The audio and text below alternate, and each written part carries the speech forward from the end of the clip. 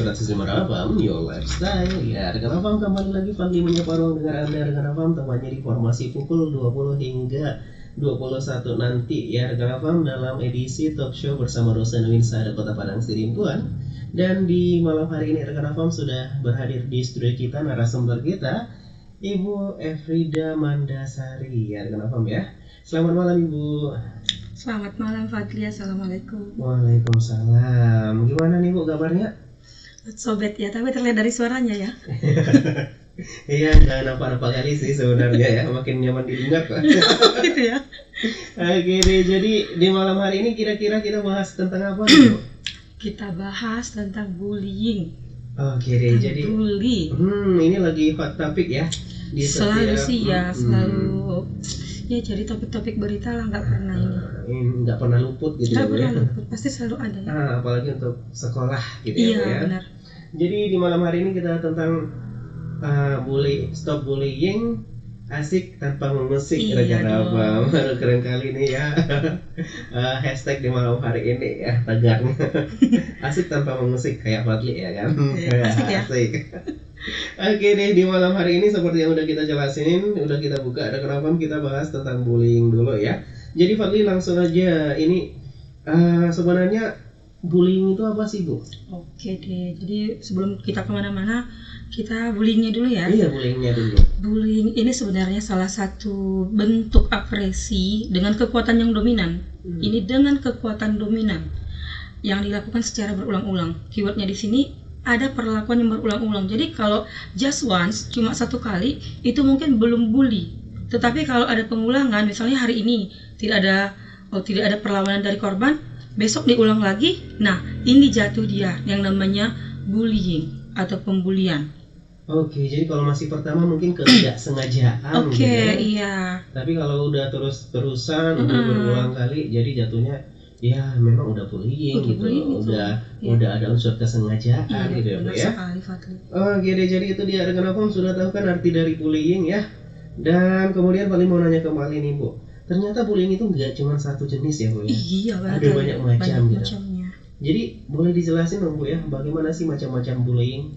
Oke, kalau kita bahas tentang bullying ya Fadli, memang banyak sekali. Kayaknya nggak cukup waktu kita selama 50 menit untuk bahas ini ya. Jadi kita bahas yang bisa kita sampaikan aja malam hari ini ya. Oke.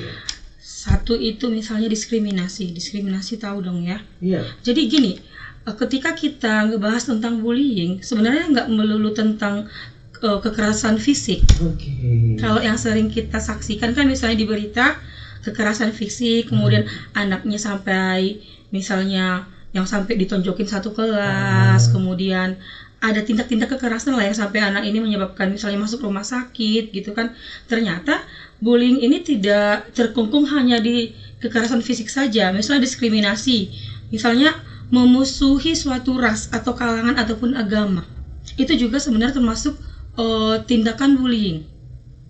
Misalnya yang terlihat ini contohnya ya, misalnya karena kulitnya lebih gelap, dia lebih gendut. Hal-hal seperti body shaming itu kan termasuk bullying ya. Sebenarnya kan nggak nyakitin ya ketika kita berucap ke orang, gendut kali, hitam kali gitu kan, aura makrib gitu ya kalau khas anak-anak sekarang ya kan. Tapi sebenarnya itu sudah masuk tindakan bullying Fadli. Oke, kemudian masuk tadi kayak harassmentnya, ada kayak mengolok-ngolok, menjelekkan sesama temannya, kemudian berkata kasar juga, itu sebenarnya tindakan bullying juga. Ini banyak lagi sih sebenarnya ya. Ada juga kayak paksaan. Ya kalau di sekolah kan biasa lah ya, masih ada kita dengar, beli di kantin sama aku dulu. Oh iya. Nah ya kan yang nyuruh-nyuruh itu loh. Maaf kalau bahasa kita nih, bahasa gaul kita, tahu sih dia udah. Gitulah Fadli. Itu sebenarnya Fadli, kalau tindakan menyuruhnya itu secara berulang dan membuat ketidaknyamanan kepada korbannya, itu sudah tindakan bullying. Ya siapa sih yang mau untuk berbagi jajan gitu kan? Iya. Tiap hari disuruh ke kantin misalnya sama teman sekelas misalnya kan, beliin ini beliin itu, tiba-tiba kita yang nggak kebagian jadinya. Dan itu dilakukan secara berulang-ulang. Kemudian pemaksaan juga. Isolasi sosial ini kayak mengucilkan loh. Fadli sadar nggak sih ketika SD sebenarnya kita udah ngenal yang namanya gap atau bahasa sekarangnya circle. Iya, benar. Udah lah. Jadi kenapa rentan circle-circle ini melakukan bullying? Karena pasti ada dalam satu kelas itu anak yang kurang bisa bersosialisasi. Itu nanti mungkin kita bahas ya ciri-ciri orang yang bisa kena bullying. Iya, atau korban bullying. Iya, gitu, oke. Kemudian ada juga Fadli, ini yang sering terjadi sih ya, yang sering diberita agresi. Kalau ini sudah kekerasan fisik kayak memukul, menendang, memalak gitu. Iya, malak, menjambak. Tindakan fisik lah, tindakan fisik yang dilakukan oleh pembuli kepada korbannya. Kemudian, nah ini yang sering terjadi, yang pernah juga dulu-dulunya kita bahas, hati-hati dengan ketikanmu di media sosial. Iya. Cyberbullying. Oke. Iya kan? Bullying yang dilakukan di media sosial, hate speech. Iya. Ya, komen-komen kasar, komen jorok, komen-komen menyudutkan, termasuk antara istilah-istilah tadi, aura maghrib. Iya, benar. Itu juga termasuk cyberbullying. Jadi bullying yang ya nggak nyentuh tapi sakit gitu kan. Benar. Nyelekit gitu ya. Nyelekit. Bacanya gimana gitu ya kan. Kok agak ada sensasi-sensasinya gitu ya. Kalau cuma baca loh gitu kan Fadli. Benar. Jadi itu untuk cyberbullying ya Bu ya. Benar sekali. Oke, masih ada lagi Bu macam-macam yang lain? Itu sih kalau untuk macam-macam. Itu yang garis besarnya gitu ya Bu ya.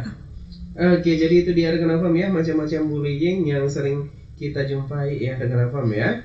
Dan kemudian di sini Bu, mengapa sih orang menjadi pelaku bullying? Iya, kita sebenarnya sebelum ke korbannya, kita perlu sebenarnya itu menyikapi pelakunya dulu. Kenapa sih suka kali ngebully gitu kan? Kenapa sih jadi pembuli? Dilihat di rumahnya dia anak baik, di sekolah dia berprestasi, tetapi jadi pelaku pembulian. Bukan korban, tapi pelaku. Oke. Di sini kita akan bahas kenapa sih melakukan tindakan bullying gitu ya Fadli. Oke. Terkadang itu pelakunya, walaupun tidak semua ya, tapi ini menurut riset, pelaku ini sebenarnya mengalami kekerasan juga di dalam rumahnya. Ada bentuk kekerasan yang nggak bisa ditoleransinya, tapi dia nggak bisa untuk membela dirinya. Jadi pelampiasan sakit hati ini ataupun tindakan kekerasan yang didapatnya dari rumah atau lingkungan selain lingkungan sekolah tadi, ya dia muntahkanlah emosi negatifnya tadi ke orang yang dianggapnya lemah. Kemudian ini sih kalau dalam psikologinya kita harus kembali ke pola asuh. Pak Fadli pasti pernah dong dengar ya Fadli, pola asuh. Apa sih pola asuh? Pola asuh berarti kan gimana cara orang tua kita ngasuh kita gitu ya. Istilah sekarangnya parenting. Oh iya, parentingnya gimana bentuknya, jenisnya gimana gitu kan. Oke, kita harus kembalikan dulu ke rumahnya. Kenapa sih anak ini bisa jadi pelaku pembulian? Kita lihat dulu ke rumahnya. Di rumahnya dia gimana dulu. Jadi sebenarnya ketika kita ingin mengetahui seorang anak ini kenapa jadi pembuli, serunut sekali sebenarnya, panjang yang dibahas, panjang yang harus kita ketahui dari akar-akarnya. Bukan anaknya aja, bukan personal anaknya aja yang perlu kita kuliti. Kamu kenapa gitu? Nggak ada gunanya. Tapi kita harus tahu backgroundnya dulu. Jadi rumah gimana? Orang tua dia gimana? Lingkungan dia yang gimana di rumahnya? Oke, misalnya waktu kecilnya Fadli atau di rumah perasaannya nggak divalidasi. Jadi misalnya ketika dia sedih, marah, kecewa, orang tuanya kayak masa bodoh aja. Sebenarnya kan anak perlu ditanya, diperhatikan atau bahkan dipeluk, ya kan? Satu pelukan itu kan kayak obat ya buat anak. Menenangkan gitu ya. Apalagi itu pelukan dari orang yang disayang, orang tua gitu. Oke, kemudian sama juga tadi, nggak adanya dukungan emosional. Nggak ada dukungan emosional. Jadi ketika dia ngerasa sakit, ya udahlah manja kali gitu. Jadi dia kayak kalau bahasa-bahasa anak sekarang biasa membalut luka sendiri gitu loh. Biasa berdamai dengan diri sendiri, biasa untuk tidak didengar. Nah gitu Fadli. Jadi ketika seorang pembuli ini mendapatkan lingkungan keluarga yang seperti ini, dia ketika memasuki lingkungan baru, katakanlah tadi sekolah, ketika dia melihat ada yang lebih lemah dari dia, disinilah tindakan dia itu. Jadi kayak ngelepasin beban emosi dia yang negatif di rumah. Kan dia nggak divalidasi, nggak dihargai tuh kan, nggak didengarkan curhatannya, tangisnya gitu. ya udah dia ke sekolah aja jadi gangster, jadi apa gitu, supaya terlihat. Sebenarnya orang-orang begini butuh perhatian, Fadli. Itulah gunanya sebenarnya kalau di sekolah, gunanya guru-guru BK. Iya. Kenapa sih perilaku anak ini gini, menyimpang? Sebenarnya kalau ditelusuri lebih dalam, guru BK itu tahu kok. Kemudian ini sama juga seperti tadi ya, Acap kali ini perasaannya diabaikan. Jadi semisalnya kalau dia punya pola asuh orang tua yang diktator, yang kalau kata orang tua A ya A gitu, anak-anak nggak boleh ngasih pendapatnya, nggak boleh nolak gitu kan. Jadi anak-anak biasa disetir, ya ketika di lingkungan kan dia pengen bebas dong. Caranya gimana? Ketika dia merasa berkuasa kepada orang yang lebih lemah dari dia, disitulah munculnya tindakan bullying tadi. Jadi dia mencari pelampiasan gitu ya? Iya, ya? iya. Oke, itu dia rekan Afam untuk mengapa seseorang melakukan perilaku bullying ya rekan Afam ya. Dan kemudian Fadli mau nanya kembali Kak, bagaimana sih ciri-ciri dari korban bullying itu? Oke. Kalau ciri-ciri korban bullying, kalau semisalnya dia bukan dari kayak tindakan agresi tadi ya, bukan nggak dari korban memukul, nggak dari kekerasan fisik lah ya. Mungkin kalau dengan mata telanjang kita nggak tahu, karena korban bullying biasanya kan cenderungnya malah akan lebih pendiam lagi setelah mengenai tindakan pembulian, malah akan lebih tertutup lagi.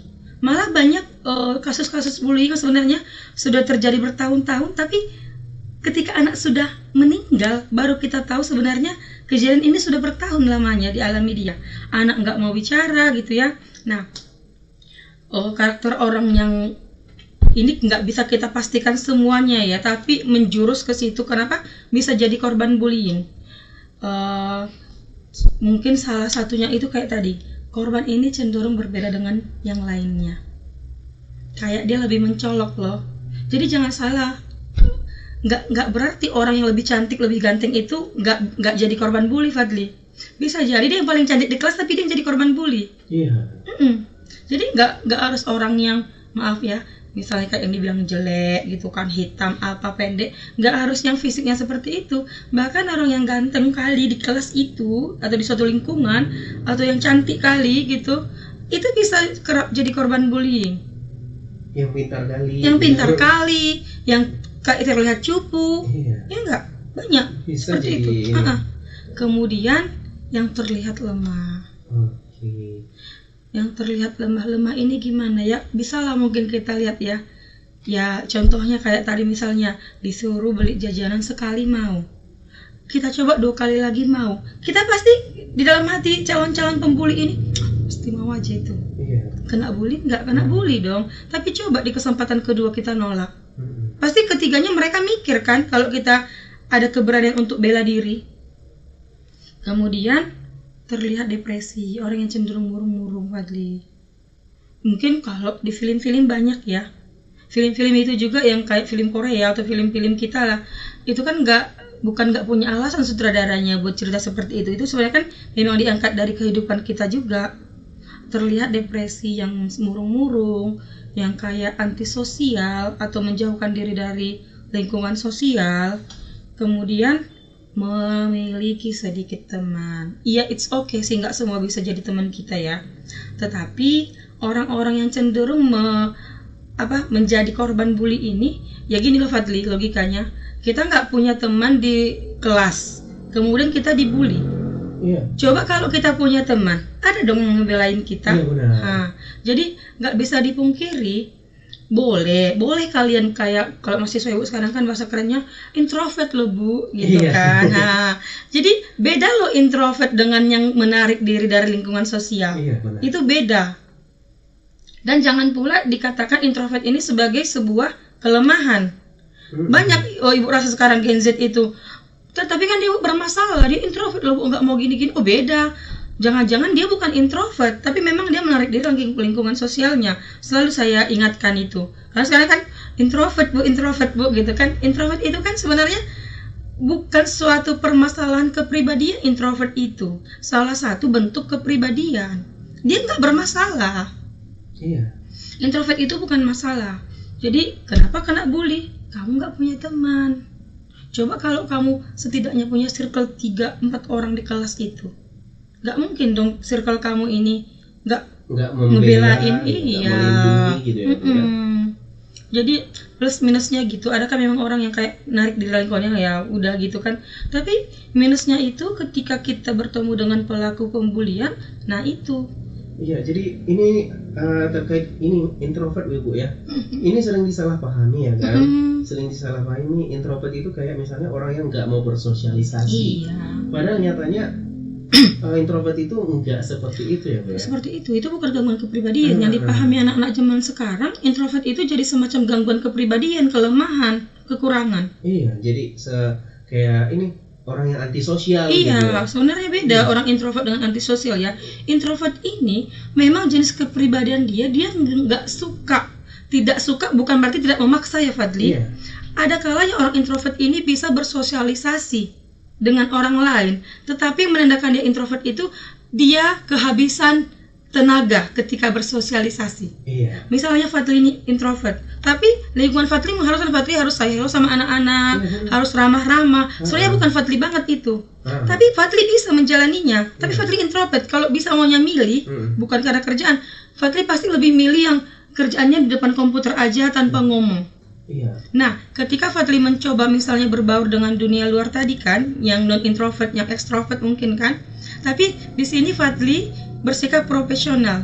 Yang menandakan Fadli ini introvert adalah Fadli kehabisan tenaga, energi. Iya, kelelahan Jadi, gitu ya. jadi ketika misalnya Fadli sudah selesai dengan lingkungan luar tadi kan, aduh capek kali, kayaknya butuh dulu nggak diganggu 3 jam atau apa, gitu. Itu introvert. Iya, Fadli sering merasakan Bukan berarti gitu. Fadli nggak bergaul sama orang, bukan seperti itu. Itu kalau nggak mau bergaul, nggak mau bahkan tetangga nggak tahu kita ada atau nggak di dunia ini ya kan, itu antisosial, beda. Iya, benar. Iya.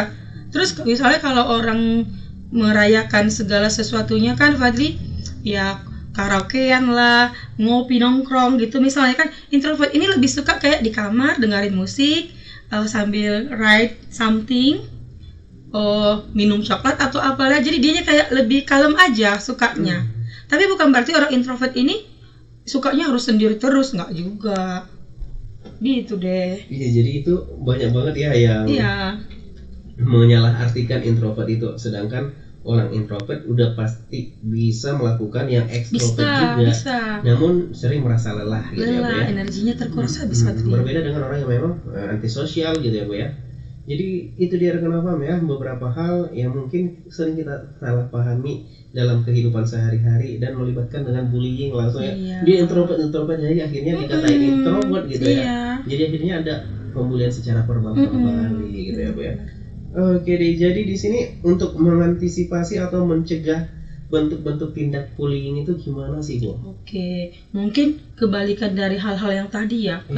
Kenapa sih seseorang bisa jadi pembuli gitu ya Fadli? Ya, salah satunya gini.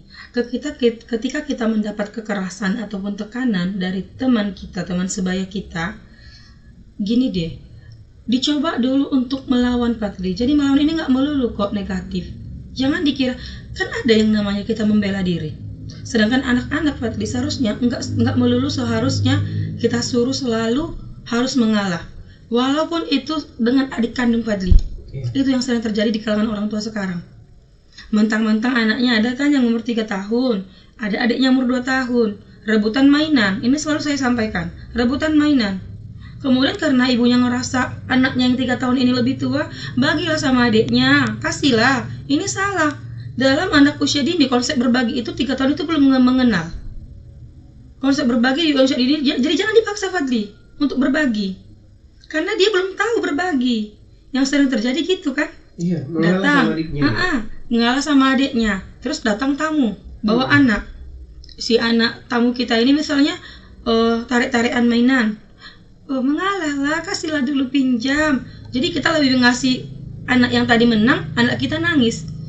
Kemudian timbullah Fadli, anak kita dari kecil sebenarnya dari dalam janin, anak itu sudah merekam loh memori. Tetapi kalau terbentuknya memori yang bisa diingat, yang bisa direcall itu dari 3 tahun. Jadi Fadli, anak-anak jangan anggap sepele anak-anak yang nangis di usia 3 tahun. Nanti bakal ada itu memori yang direcallnya. Itulah kenapa anak-anak bisa benci orang tuanya, bisa jadi pembuli. Bisa jadi yang kejadiannya ini nggak terjadi ketika di SMA, tapi ketika dia masa kecil. Itu tadi sering kayak diabaikan, hak dia sering dirampas, sering disuruh untuk mengalah. Jadi lama-lama dia benci sama orang tuanya. Iya, jadi akhirnya tersimpan memorinya. Iya. Gitu ya.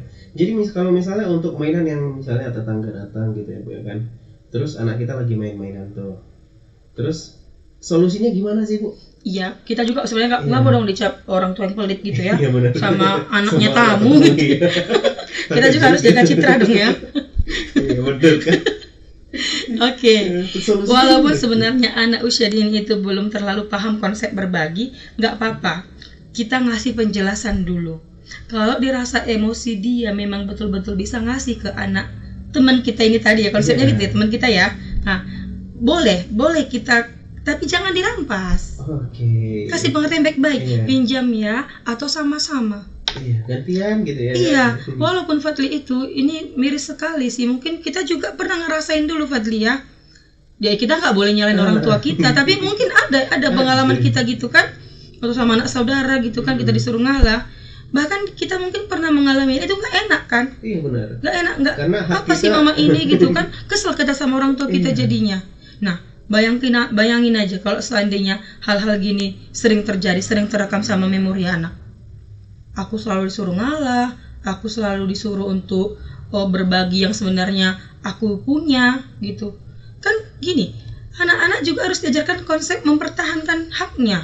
Jadi kalau kita sebagai orang tua sering kali kasihlah adiknya, bagilah adiknya, janganlah gitu, janganlah pelit. Apalagi bilang pelit loh Fadli. Iya, betul. Sering kali, aduh, anak 3 tahun 5 tahun dibilang pelit nggak boleh.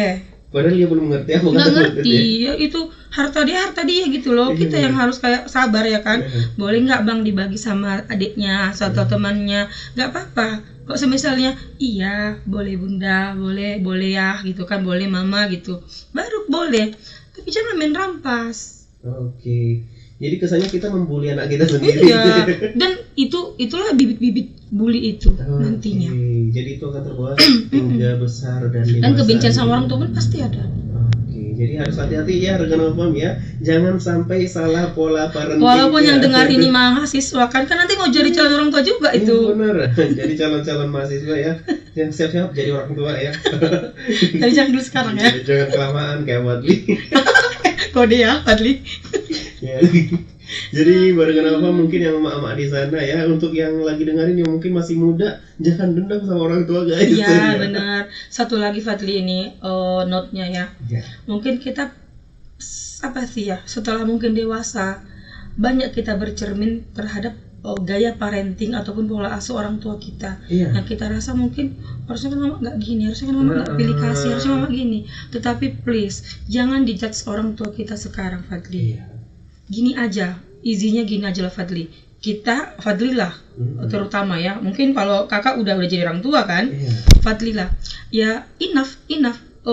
Estafet yang aku rasa ketika emosiku nggak divalidasi, aku nggak dibujuk ketika sakit, ketika aku nangis misalnya, aku nggak disuruh diam atau dipeluk gitu kan, cukup di kamu aja. Kamu udah tahu itu sakit kan, ketika emosi kamu nggak divalidasi. Ya ketika punya anak jangan duet gitu dong.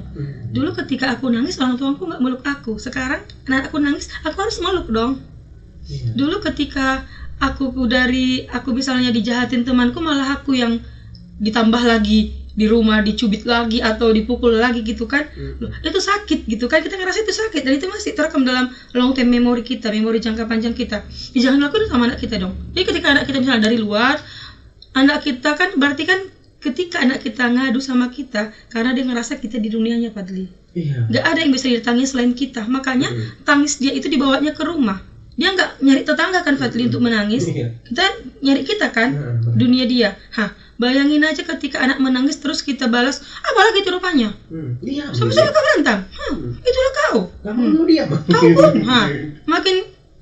Makin kita ini anak kita kan. Makin kita tekan. Iya. Besok yakin nggak dia mau mengadu lagi. Apa yang dirasakannya itulah tadi. Kenapa bisa bentuk bully? Bisa jadi yang katanya rumah nggak bisa jadi tempat pulang. Jadi ini ya, quotes kita di malam hari ini Iya banyak keren sekali ya. Keluar ya semua ya. Banyak banget kenapa sampai tumpah-tumpah ya quotesnya. Aduh, jadi semoga bisa ya jadi pelajaran untuk orang tua maupun calon-calon orang tua ya rekan Afam ya. Seperti katanya tadi, kalau memang kita merasakan sakit yang tidak divalidasi ya jangan dibuat ke orang lain dong, jangan diteruskan estafet yang tidak baiknya. Jadi buat rekan Afam itu dia ya beberapa talkshow kita di malam hari ini rekan Afam. Dan di sini Fadli sebenarnya masih ini Bu, masih penasaran ya. Bagaimana sih sebenarnya Bu untuk mengobati ya orang-orang yang sudah mengalami tindak bullying ini? Iya benar. Trauma ya. Iya. Orang-orang yang trauma dalam bullying. Oke, Fadli. Sebelum kita membahas tentang traumanya orang bullying, sebenarnya bullying ini bukan antara pembuli dengan atau pelaku dengan korban atau pembuli dengan korban. Sebenarnya dalam dunia bullying ini ada istilah bystander sama upstander. Jadi kalau bystander ini orang yang ngelihat aksi pembulian namun hanya menonton saja, diam. Bisa dikatakan dia lebih pro ke pembuli. Kan dibiarin aja tuh. Mau dia verbal, fisik, dia biarin aja. Kemudian ada yang namanya upstander. Kalau yang upstander ini dia membela. Jadi sebenarnya kalau tadi si pembuli punya teman, pasti kan ada upstander dia. Ketika dia mengalami pembulian, pasti ada yang ngebela dia. Nah, sayangnya orang-orang yang rentan karena pembulian ini memang tidak punya teman atau sedikit temannya, atau memang susah untuk bergaul. Oke, kemudian kita tadi ngebahas tentang gimana sih caranya sembuh dari trauma pembulian. Satu, kita harus sadar kalau dalam psikologinya konsep diri. Konsep diri ini Fadli, gimana kita memandang diri kita keseluruhan. Fadli gimana nih mandang diri Fadli? Ganteng gitu ya. Gantengnya, ya harus gitu memang. Harus gitu memang. Siapa coba yang lebih kenal kita dibanding diri kita sendiri? Ya, jadi kalau jangan ragu-ragu ketika orang nanya gimana kamu mandang diri kamu sendiri, cantik, insya Allah baik, insya Allah menuju solehah, pasti gitu dong ya. Calon penghuni surga. Ya ngapain kita bilang ini gini, ya it's okay kalau kita bilang mungkin ya aku pemalu loh orangnya, mungkin gitu ya kan, yang adik-adik mahasiswa ya kan, aku pemalu loh Bu, gini Bu, it's okay. Tapi kalau ditanya kita memandang diri kita sendiri, usahakan jangan memandang negatif. Jadi kita harus tetap positif ya, positive vibes gitu ya. Iya, manusia kan gak ada yang salah. Iya benar. Kita masih berpijak di bumi, kita bukan malaikat, bukan peri, bukan bidadari. Iya, jadi nggak luput dari yang. Iya, tapi ketika kalau kita ditanya, gimana sih kamu mendeskripsikan diri kamu? Seperti yang Fadli bilang tadi aja, jauhkan dari hal-hal yang negatif. Itu kan semacam afirmasi juga. Iya, pengakuan diri ya. Iya kan? Ya, afirmasi positif ya insya Allah yang datang kan yang positif. Iya benar. Walaupun sebenarnya keinginan kita itu belum berjalan ke arah kita kan, tapi kan ya semoga lah gitu kan, Fadli. Nah itu kita harus sadar dulu diri kita, Fadli. Apa sih? Gimana sih aku? Memang aku layak diperlakukan seperti ini. Kemudian kalau kasusnya ini mungkin sudah berat, jangan ragu untuk melapor ke guru. Kan ada guru BK. Atau kalau nggak mau ke guru BK, wali kelas. Atau nggak ada salahnya melapor ke orang tua. Kalau udah nggak bisa lagi ditoleransi, Fadli gimana coba? Kalau udah sampai kayak tindakan agresi tadi, kekerasan, masa iya kamu banyak-banyak tiap pulang, kemudian selalu alasan kamu jatuh ke orang tua? Kalau misalnya kamu udah nggak bisa gini segala macam, kan kita nggak tahu loh Fadli. Maafnya nih, ibu kan sering, kakak kan sering juga kayak baca-baca koran gitu ya kan, tindakan pelecehan apa segala macam. Sebenarnya yang kita saksikan itu nggak jauh-jauh loh dari daerah kita. Nggak harus kok kita nengok tindakan pembulian itu di Jakarta sana, di Jawa sana. Nggak harus dong kita nengok kayak tindakan pelecehan seksual itu yang harus di TV One. Di sekitar kita ini banyak. Cumanya ada yang nggak di-up, ada yang cuma ya gitulah gitu kan. Ya udah deh gitu. Cuma yang kita lihat kan di Jawa sananya, di Kalimantan sananya, di daerah timur sana, yang di Manado sana. Jadi kita ngerasa lingkungan kita masih baik-baik saja, padahal enggak. Malah mungkin tindakan pembulian itu terjadi, kita saksikan sendiri, tapi kita nggak sadar itu tindakan pembulian. misalnya lingkungan kerja, kita beranjak dulu dari lingkungan sekolah tadi ya. Di lingkungan kerja juga kerap loh terjadi pembulian, tapi mungkin lebih halus. Iya. Pembulian yang lebih korporat. Lebih ini ya, lebih pelan gitu ya, tapi pelan pasti. tapi pasti sakitnya gitu kan. Nah, atau bahkan sering kita saksikan, mungkin sekali dua kali kita rasa biasa aja, atau bahkan Fadli, kita yang nggak sadar kita jadi pembuli atau bahkan korban. Kita nggak sadar, kita ngerasa masih jokes biasa. Iya. Tapi ternyata kan kita nggak tahu si teman kita ini nyaman nggak ketika kita ngomong gitu. Contohnya nih, yang perempuan sering terjadi. Wih, nggak muat ya sebeca. Itu sebenarnya pembulian verbal loh itu. Iya, benar-benar. Jadi hati-hati orang-orang yang suka ngomong gitu. Ada jokes itu yang gini deh. Jokes itu kalau kita ngerasa itu udah kayak body shaming, buat aja loh jokesnya untuk circle kamu yang kecil itu.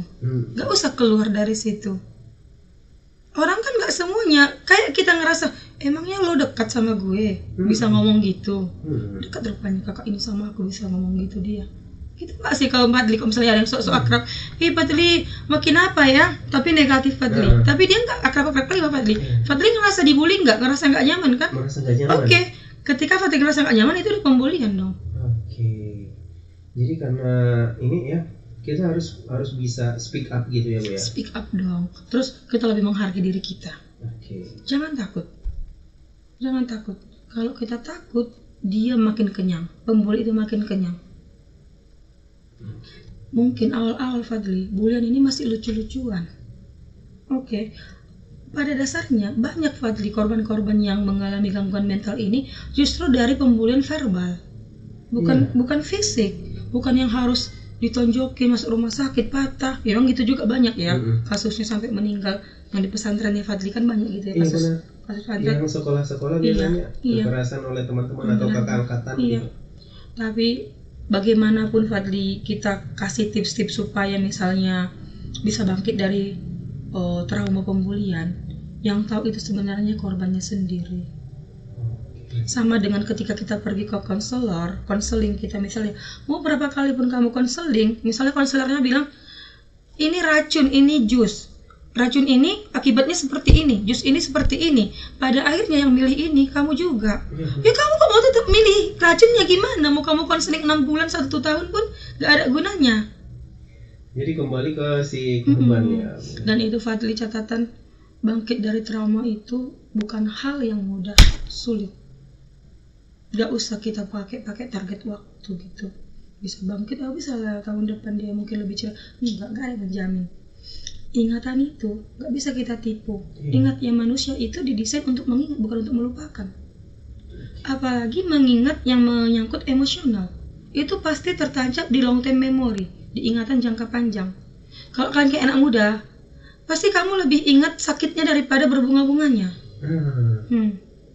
Pasti. Misalnya kakak tanya Fadli nih, Fadli, ceritakan pengalamanmu 6 tahun lalu perihal patah hatimu. Pasti Fadli ingat itu, terrecall itu semuanya. Karena kenapa? Melibatkan emosional, ada perasaan di situ. Lain nanti misalnya kakak tanya kan Fadli ingat nggak minggu kemarin ada abang-abang tunggu ekstrim yang lewat dari Raw FM? Pasti yang mana kak, jam berapa, kapan? Pasti gitu pertanyaannya. Iya enggak? Jangan itu ya. Ingat nggak minggu lalu kakak baju warna apa? Pasti nggak ingat kan? Karena kita kayak ya biasa aja gitu kan, nggak ada something yang melibatkan emosional sama sekali. Gitu. Apalagi kalau lagi pelaku pembulian yang mungkin dia mengalami pembulian ini bukannya seminggu 2 minggu, bahkan kan ada yang bertahun-tahun rupanya ya. Kalau yang kita tonton di TV itu yang rupanya selalu dari kelas 2 sampai penamatan aksi pembulian itu terjadi dan dia nggak berani speak up. Dan ini juga keikhlasan orang tua menerima. Jadi ketika anak dirasa apa sih salahnya, nanya anak gimana harinya, itu perlu sekali loh Fadli. Apalagi kalau masih anak yang masih kayak SD SMP. Jadi pertanyaan orang tua basa-basi yang mungkin terdengar basi telinga kita, gimana tadi nak ininya sekolahnya, gimana tadi gurunya, siapa PR-nya, gimana tadi temannya, gak apa-apa loh. Paling 3 menit kan untuk nanya hal gitu. Tapi ketika kita terbiasa nanya gitu, kemudian anak dengan santai menjawab, tadi bunda gini-gini, yakinlah pasti ketika dia sedih besok dia berani cerita sama kita. Jadi kembali ke pondasi Iya, yang kita iya. bangun. Tadi juga kita kan, kenapa Iya. jadi? Kemudian ketika sudah mengalami pun, ya comebacknya, kembalinya pasti ke orang tua juga, Iya. ke rumah juga.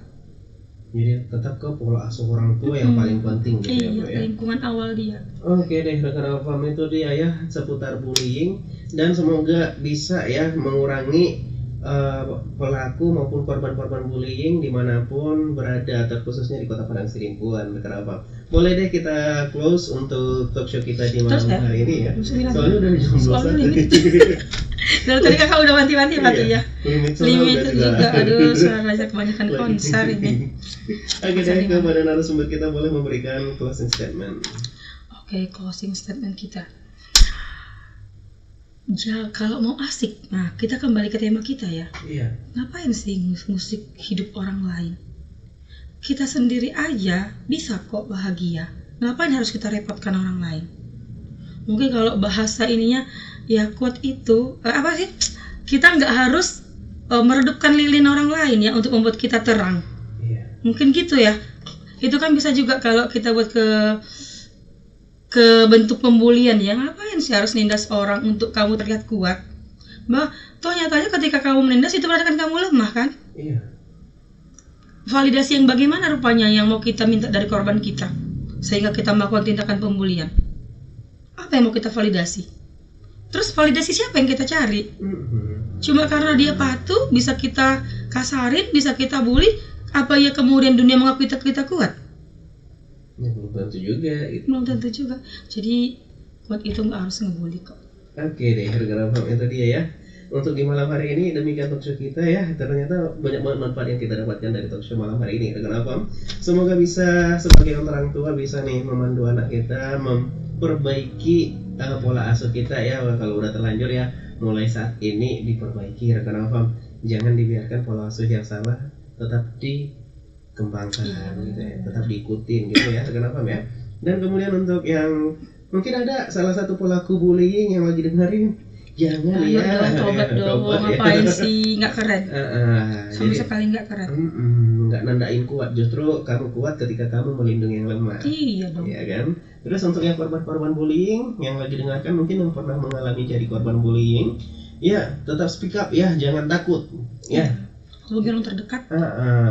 Kalau udah keterlaluan hubungi orang terdekat, jangan lupa juga curhat ke keluarga. Iya, benar sekali. Atau nggak ada tempat curhat, ya udah cari yang bisa kamu rasa untuk mendengarkan kamu, kayak misalnya guru, ustadz, pemuka agama lainnya gitu ya.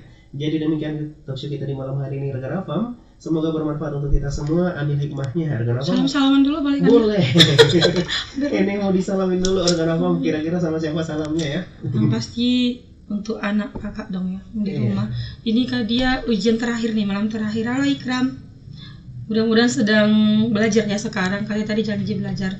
Kalau Bunda udah pergi, Ikram belajar gitu kan. Kak Sarah juga thank you. Kemudian anak-anak di FTIK tadi Bu disalamin ya. Oke, TMM 2, TMM 1, TBI 1, TBI 2, kemudian PAUD juga ada 8 kelas. Oke, semoga mendengar ya nanti ada link YouTube-nya kan ya. Iya benar. Oke, semangat, jangan lasak-lasak. Ini kita mau ujian akhir semester. Jadi anggap aja darah manis, jangan kemana-mana, jangan lasak-lasak. Oke, thank you. Ini juga ada dari Widya Wanda. Oh iya, katanya selamat malam Bu, katanya. Oke, jadi itu dia rekan Alfam ya untuk talk show kita di malam hari ini. Mohon maaf apabila ada kesalahan kata baik yang disengaja maupun yang tidak disengaja. Akhir kata dari kita, wassalamualaikum warahmatullahi wabarakatuh. See you.